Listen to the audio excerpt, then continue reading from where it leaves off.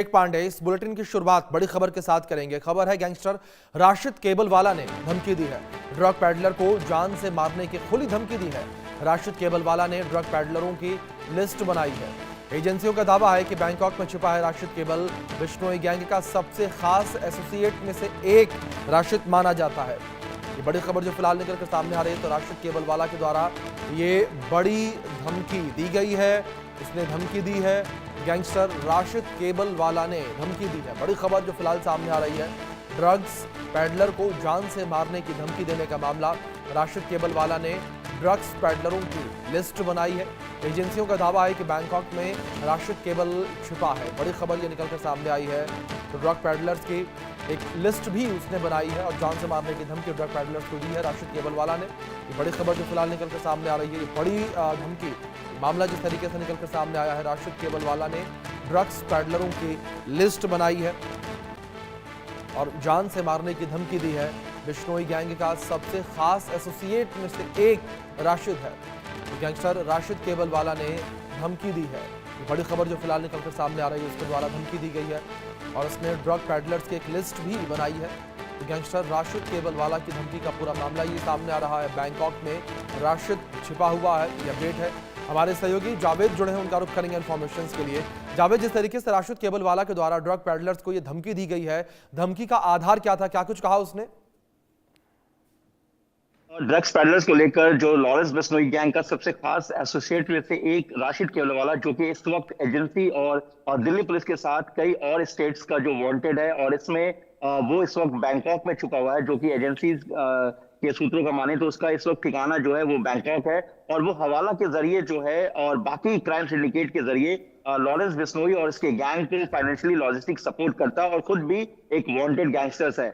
अभी एक social media post किया है जिसे जो इंडिया न्यूज इसकी पुष्टि नहीं करता, लेकिन इस सोशल मीडिया पोस्ट पे उसने कहा है जो तमाम ड्रग्स पैडलर्स है, खासतौर से दिल्ली और दिल्ली से एनसीआर इलाके और इसके अलावा देश के दूसरे ड्रग्स पैडलर्स को खुलेआम उसने धमकी दी है कि सबकी एक लंबी लिस्ट बनाई गई है, और जो भी इन जो देश के यूथ है उनको बर्बाद कर रहा है, युवा पीढ़ी को बर्बाद कर रहा है, वो ड्रग्स पैडलर्स को धमकी दी है कि अगर वो अपने काम को बंद नहीं करते तो जो भी ड्रग्स पैडलर्स हैं, जो भी लिस्ट बनी, सबको गोली मार दी जाएगी, और हर एक गोली पर हर एक ड्रग्स पैडलर्स का नाम लिखा हुआ है। इस तरीके का एक सोशल मीडिया पे जो है पोस्ट वायरल किया गया है।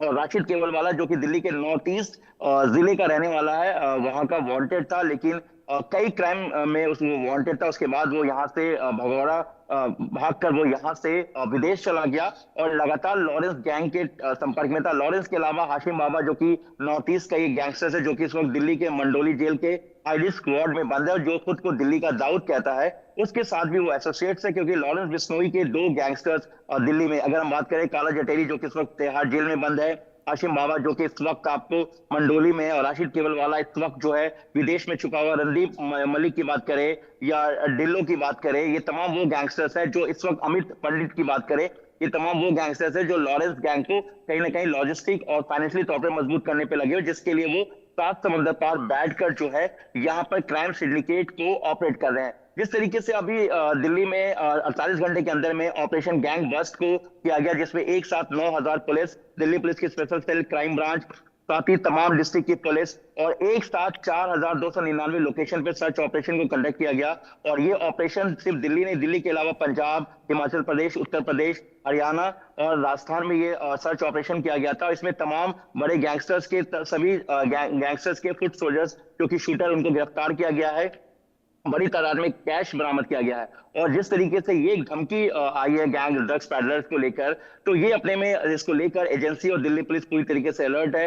और हालांकि एक सोशल मीडिया पोस्ट है, और राशिद केबलवाला इस वक्त जो है आपको विदेश में बैठा हुआ है और वहीं से इस क्राइम सिंडिकेट को ऑपरेट कर रहा है। लॉरेंस के सबसे खास एसोसिएट में से एक है।